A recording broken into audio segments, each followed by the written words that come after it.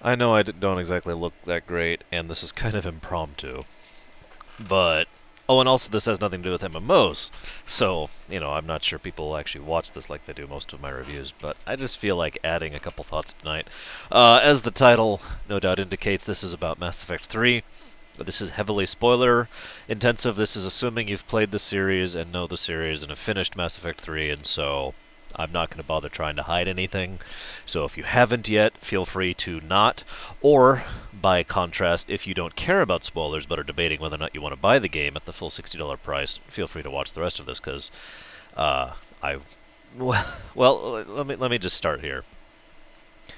One of the things that frustrated me so much about Mass Effect 3 is the fact that, other than the last 15, 20 minutes of the game, it really is a 10 out of 10 game. It really was fantastic. Even though it missed a couple points, even though they dropped the plot threads and the foreshadowing, which I'll go into in a minute here, even though they abandoned the original outline that was set out by Drew What's-His-Face back when they were starting the series, because I don't know if you know this, but the trilogy was designed whole scale. It was all supposed to be this one thing, and they knew all the big plot twists when they were doing one, as it should probably be done. Anytime you really do a good series, having it laid out from the beginning lets you do that kind of foreshadowing, lets you do the really subtle stuff that you don't really notice until you look back on it in retrospect, or if you're playing it a second time.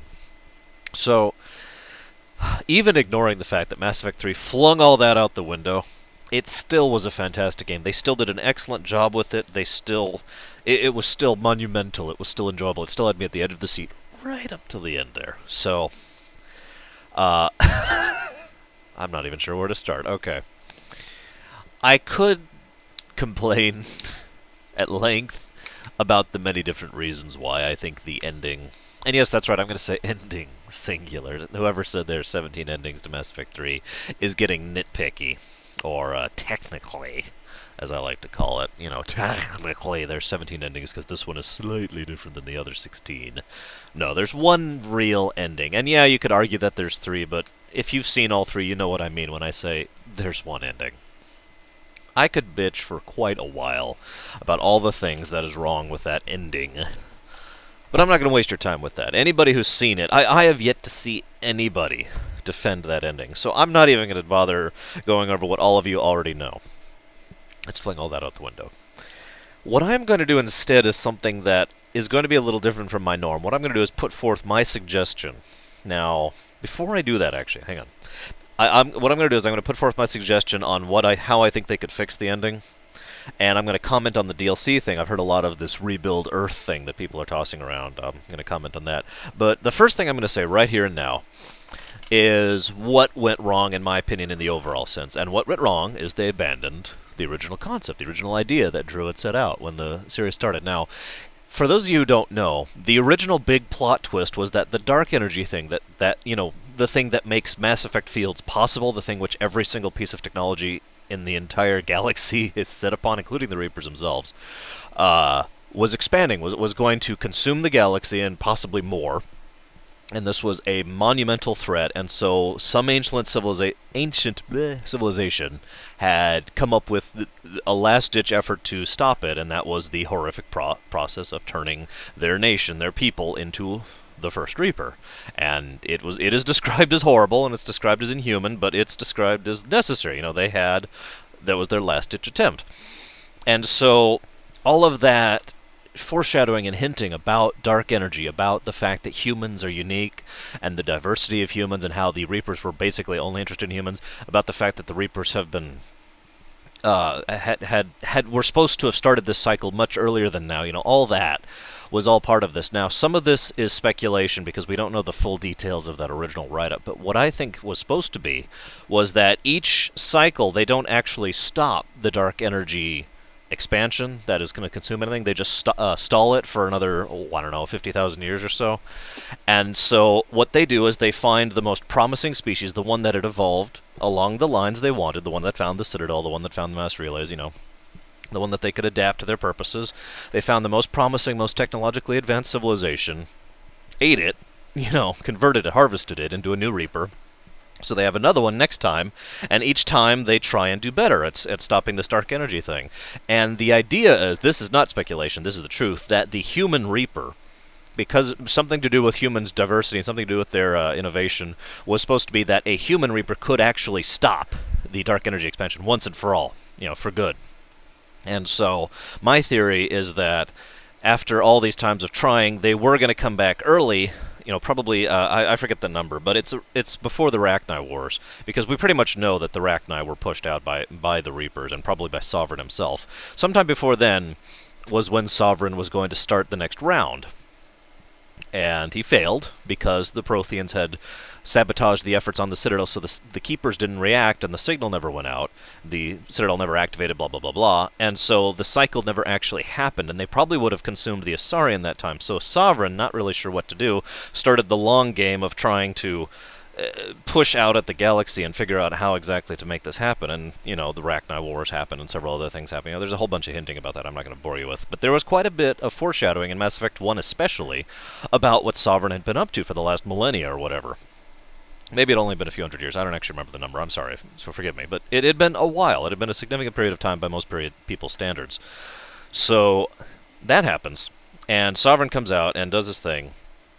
Now, in the course of interacting with Shepherd and humans in general, the Reapers, especially Sovereign and most especially Harbinger, who many people theorize was supposed to be the original Reaper, the very first one that started this whole thing, starts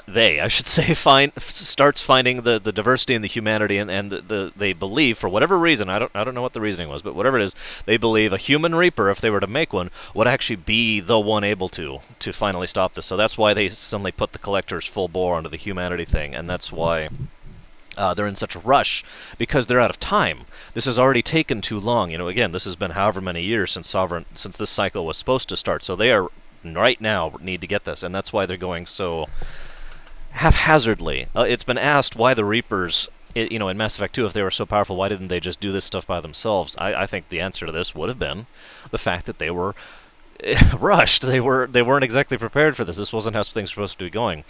This was their saving throw, I believe, is how it was described in the write-up. And so, what would have happened in the end of Mass Effect, in Mass Effect 3, we would have seen more foreshadowing, more hinting about, the whole dark energy problem, which would have been getting worse. Remember the Haestrom star? Remember that star in Mass Effect 2? It was actually in Mass Effect 1 as well, but all you could do is get some dot text thing as you're scanning the system.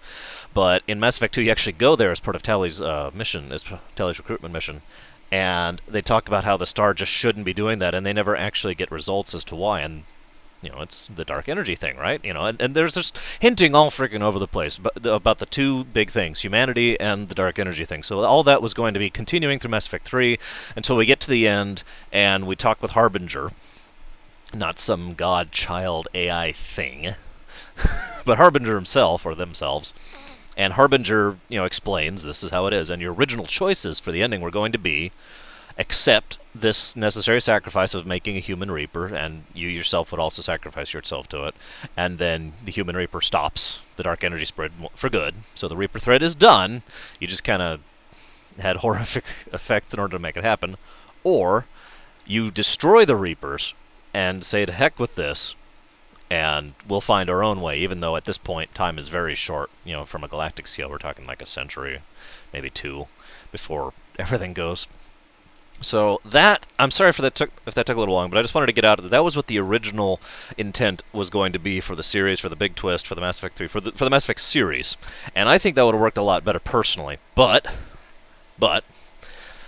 let's go to what we have for Mass Effect 3, because as you know, what they changed it to was what we call the technological singularity. It's a real term. It really does refer to a real concept here in real life, and in the Mass Effect series, it involves the concept that technology will simply get too far and try to overcome organic life, and so the AI's decision was to preserve the most advanced civilizations every now and again in a new Reaper, and then wipe the board clean so the next civilization can come by.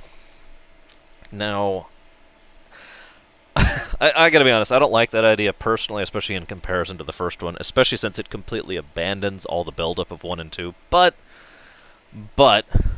I think we can make it work in a sense. In a manner. And the way we could make it work is basically throw that out the window. Literally, just take that whole twist, take the Catalyst AI, and fling it out the window. Here's how I would do it. Okay, Well, okay, let me take one step back. I've been having extensive discussions with several of my friends who have beaten Mass Effect 3 about how this can be fixed. Because again, there's all this talk about fix the ending with DLC. I don't think it is fixable. This isn't Fallout 3, where you could just put in a mod that keeps you going because it was possible in setting for you to survive that level of radiation. You know, that was just silly that you died there, and that's one of the reasons that was so unsatisfying.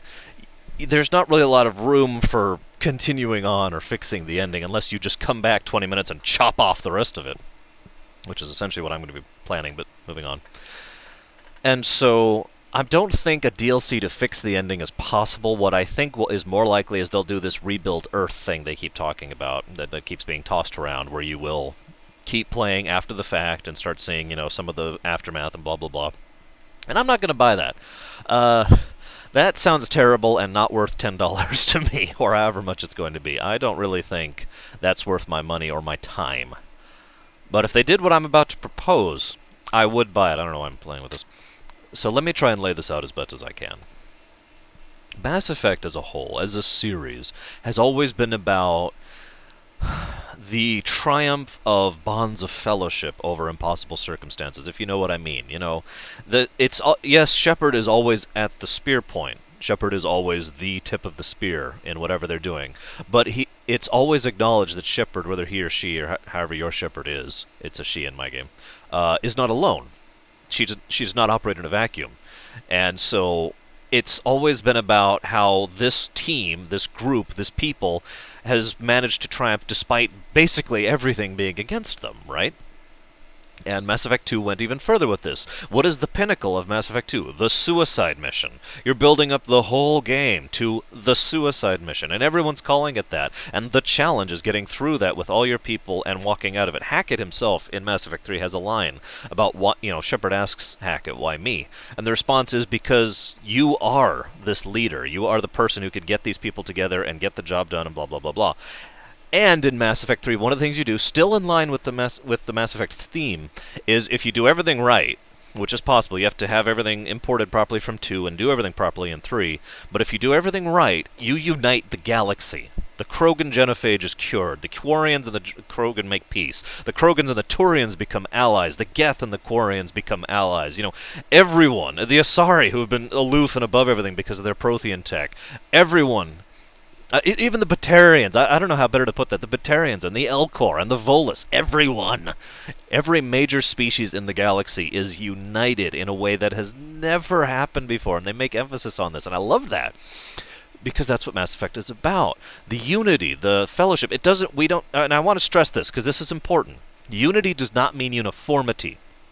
Because I am good friends with Bob over here, and the two of us are, brothers in arms and comrades or whatever, does not mean we are the same. Quite the contrary. It means we honor each other despite our differences. And that is what Mass Effect has always pulled off very well. What was one of the biggest things in Mass Effect 1? How many of the crew members were so worried and so upset on the Alliance crew members at the fact that you had alien squads aboard? They even mentioned that in Mass Effect 2.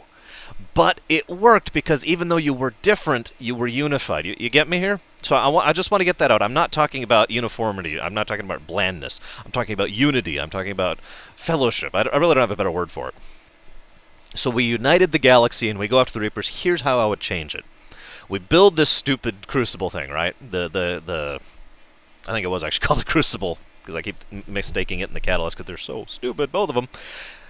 And the thought that the Crucible, this big Deus Ex Machina, would work always bothered me, and I actually hoped what I'm about to outline would happen. We get there, and let's just presume we don't have to get onto the Citadel. They land ground forces in order to help diverge, to help make the Reapers split their forces up, so that you have the main spear fleet. I think they called it the sword fleet, actually.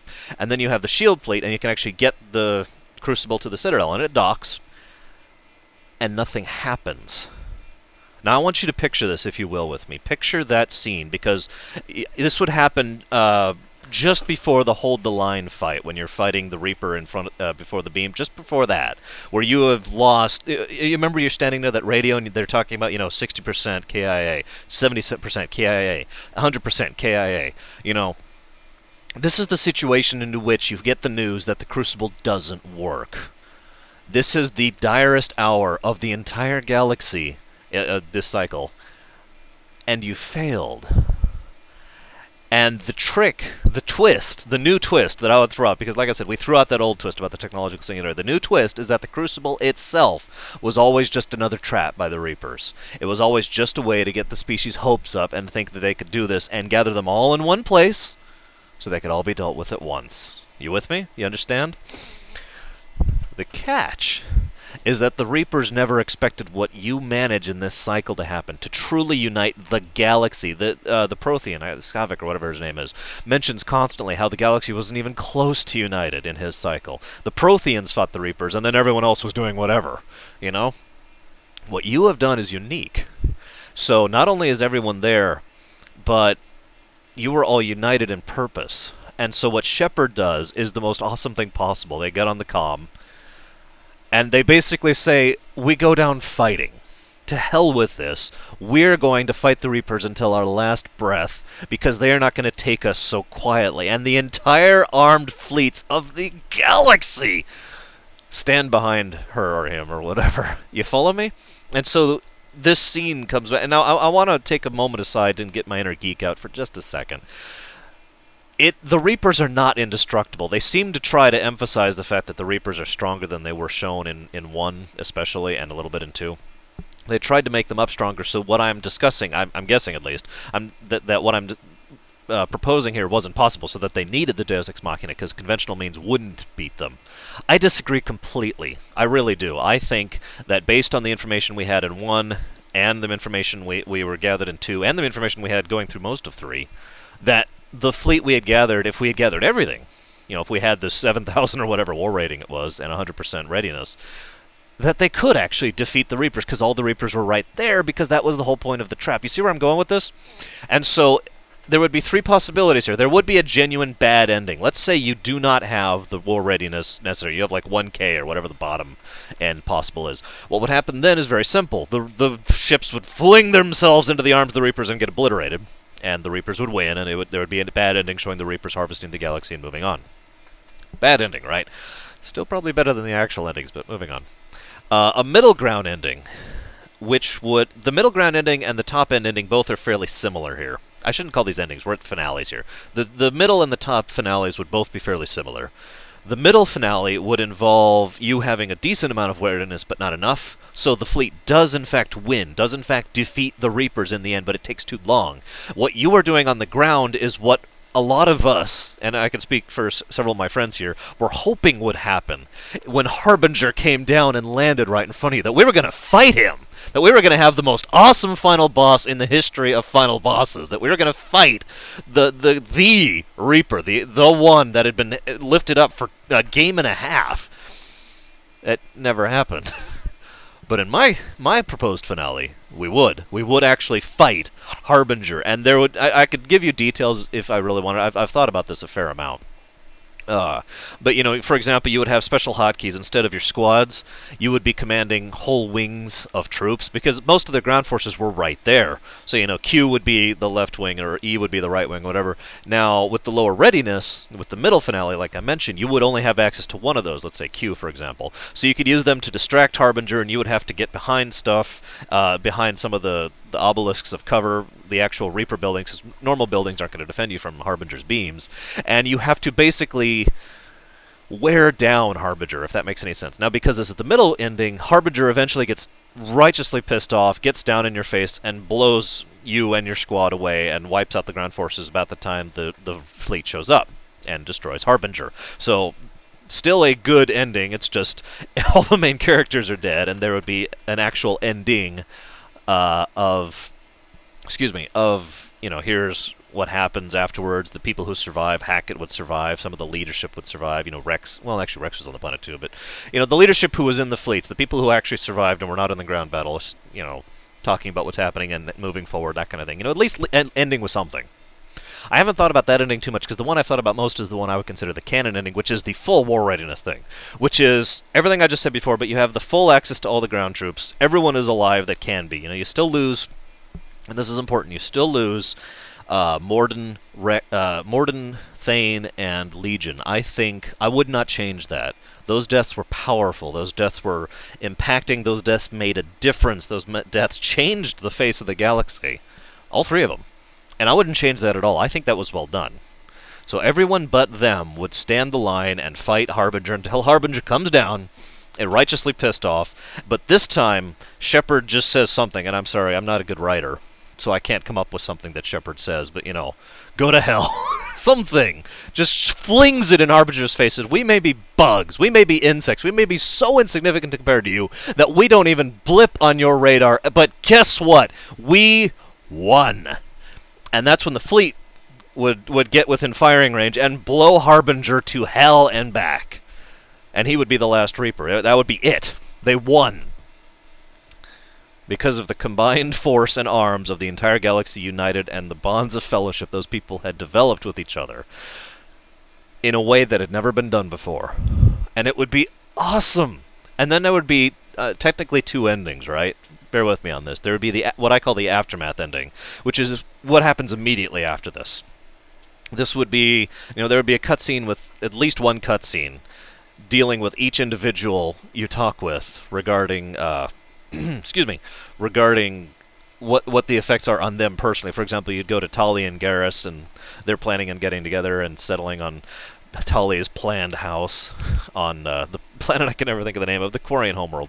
And there would be a scene with Miranda and how she's going to go to botany or something like that, and there would be a scene with, excuse me, Dr. Chakwas. There would be a scene with Ashley or Kaiden, whoever. You get the idea. And because they'd be using the in-game engine for these and not actual CGI, they could actually bother to make a scene for just about all of the major characters, and all the ones who survived, and basically be talking about this massive party they're going to throw, probably on Earth, with the galaxy invited, because they just beat the Reapers for good. They just saved their galaxy for all generations for the future, and so there's this massive party they're going to, and everyone's just got this uplifted mood that I don't even have words to express right here. Everyone's smiling, everyone's laughing, everyone's happy, and yes, there have been losses, but by God, we did it. And I would want a scene. I would fight for this if I was the director or whatever involved with writing this setup. I would fight for this scene where Shepherd goes by the memorial on the Normandy that has all the names of all the people you've lost from all three games, and pauses on it, and she just kind of, it looks at it for a moment and studies it, and then reaches out their hand to slowly run their fingers down the names. And the camera would follow that as it goes down the names one by one. And, just there wouldn't need to be any words. There wouldn't need to be anything dramatic there. It's just a quiet moment for the fallen, acknowledging their sacrifices and the fact that their sacrifices were worth it, that it meant something. If you'll forgive me for diverging for a second here, I think one of the biggest problems with the existing endings is that all the sacrifices that are made and all the choices that are made mean nothing. Nothing! Nothing you do in the games changes anything except what your war rating is. That's it. That's all. That's 100% of the impact on the ending. Moving on. So we have that scene, and it goes off to the party. And then we would have the epilogue ending. Now, any of you who've played older, like Neverwinter Nights 1 or Dragon Age, Dragon Age 1, by the way, or Dragon Age Awakening, those games had this sort of epilogue ending where it's just text. Now, some people argue against that, but I think it works when you combine it with some other kind of ending, because what that lets you do, from a programming perspective, from a creator's perspective, is put a massive amount of variables into your ending, such that your ending can contain information on just about everything. And as we know, there are something like 1,000 variables that are carried forward from Mass Effect 1 to 2 to 3. And what I would do is every single one of those that had a tack on it would have some things, a paragraph or a line, or a paragraph or a page of text explaining the long-term impact of what happened, and whatever happened to the Asari you saved from the Thorian way back in Mass Effect 1. Where is her status? How's she doing? What about the Volus you met back there? What about the internal affairs chick who was in Mass Effect 1 and 2? I could go on and on and on. All those little details that we know they track, because a lot of those come back in Mass Effect 2 as little flavor texts. And all of that would have its own little thing. And I argue this because the reason being, this isn't the epilogue for Mass Effect 3. This is the epilogue for the Mass Effect series. the whole trilogy has been leading up to this moment. So yes, it should be long. Yes, it should be detailed. Yes, it should cover everything, in my opinion. And this would obviously not just cover the little things, because after a while it would build up to the big things. For example, was curing the genophage the right thing?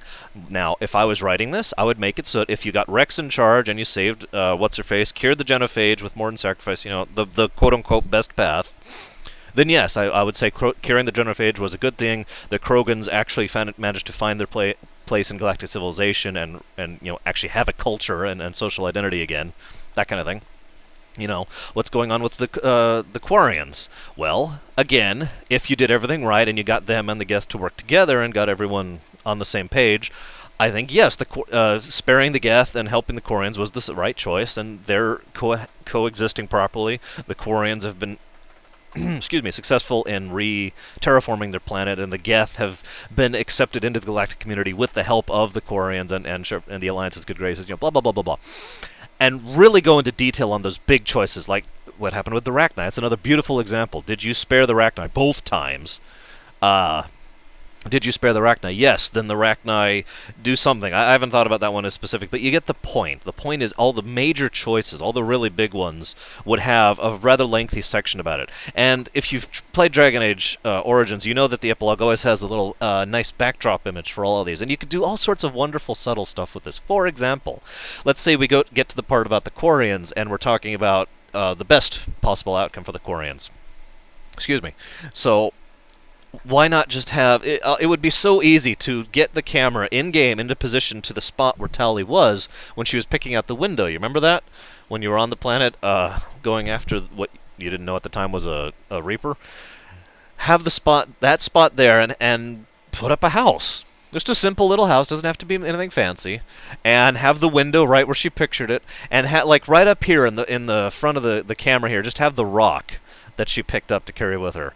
That would be awesome, and anybody who caught it would be like, yes! And I'm right. I'm sorry. I'm sure many people have different opinions on all this, but I believe that a lot of people would think little details like that thrown into the epilogue would be awesome, and you could do that for everything. And then, of course, finally, the last thing would be Shepherd's fate, him or herself. And there's so many variables the game does actually keep track of that you could use. For example, did you ever talk about... Let me use my Shepherd as an example, because there's a lot of variables here. So I'm just going to use mine and not diverge too much. My Shepherd romanced Liara, the Asari, and... I don't know why I said that. Anybody who's watching this knows who Liara is. And was talking about... And did stay with her all 3 games. Did want to have children, and all that fun stuff, right? And would have had the discussion about settling down with Anderson if they hadn't cut it from the game. So my point being here, with all of that in mind, and I was like 90% or 95% Paragon while I'm on the subject, and did the best ending. Under those circumstances, my Shepherd would settle down, would actually retire from the military with honors, with a massive pension or whatever it's called that's going to cover her expenses for life, so she can retire comfortably for forever. And she is honored as a hero wherever she goes. She does have lots of children with Liara, little blue feet running around, all that fun stuff. And they get in a ship and go off and get lost in the stars for years at a time before returning to make sure everything's still good, Something like that. It would have to be lengthy. I'm actually being much less verbose than I would want this last thing, because the fate of Shepherd, him or herself, I think, would be one of the most important things to just about any real Mass Effect player, because, let's be honest, one of the things we all share as Mass Effect players is we really get attached to our Shepherd. How they act, how they look, how they sound, how they behave, who they're with, what they've done. We all tend to get very attached to our Shepherd, and so putting the effort into making a massive write-up in that epilogue at the very end about the fate of your Shepherd and all the choices you made and all the ways you talked about anything, and whether you're a Paragon or whether you're a Renegade, everything combined together. This would not be that hard, by the way, despite the number of variables. Since it's only text, combining the text in the proper manner is not that difficult from a programming perspective, and so having this write-up would not be that hard. You just have to put time into it. And then you learn the fate of your Shepherd, and then, that's it, the end. The Shepherd lives peacefully or happily ever after, whatever. Or goes off and becomes a gun for hire, whatever, something. And the end. And if you want to add the little thing about, tell me the story about the shepherd, fine, I don't care. That didn't add anything to the game, in my opinion. And now my throat's a bit hoarse from talking. I'm a bit sick right now. I'm always sick when I do these, I swear. But I am honestly curious of other people's comments, so feel free to drop me a line or anything, because I personally think that everything I just outlined for the new finale and the new endings would have worked so much better than what they did. The moment Harbinger landed, I was like, yes, this is going to be the best epic final boss ever. And I start charging up, and then I get hit by the beam, and I'm like, huh? I almost managed to reach my reload button before I hit that, because, or rather before I realized it was part of a cutscene, because I figured I just failed the first phase of the last boss. And then I found out there is no last boss. There's just creepiness on the Citadel, and then a pretty cool chat with Tim, I'll admit that, the elusive man. That was pretty cool, I'll give that props. But then the Matrix 3 things happens, and then the kid pops out, and the endings were terrible, and oh my god. I was just... So, I would like to hear your thoughts, either on the ending, or my endings, as I've proposed them, or what you think of the original concept. Do you think the original concept would have worked better? Do you think just having the Reapers as bad guys? For example, the finale and endings I just proposed, there would be no real twist to the Reapers. The twist would be the fact that the Crucible was just another trap. There would be no deeper meaning behind the Reapers. They're here to kill you, screw you. You know, that's it. And I could live with that. I could live with that if they did it right, like I outlined, in my opinion. I think that would be a proper way to do it. Or would you prefer, you know, that the Reapers are in fact doing this for the sake of the galaxy? The Reapers are in effect the ultimate renegades, having chosen the most horrible means possible because the ends justify the means, you know, just like Cerberus has always done, you know, blah, blah, blah, blah. Just feel free to comment. I'm interested in your thoughts. I've been debating this off and on in my head ever since Saturday. That's when I finished the game. And, you know, feel free to share. I apologize for taking up your time so much, but I really have been wanting to talk about this, and this seems like the best venue to do that, since I've already talked all of my friends' ears off and ad infinitum, and my other two friends remaining haven't played it yet, so I'm kind of stuck here anyways. I'm going to sign out now.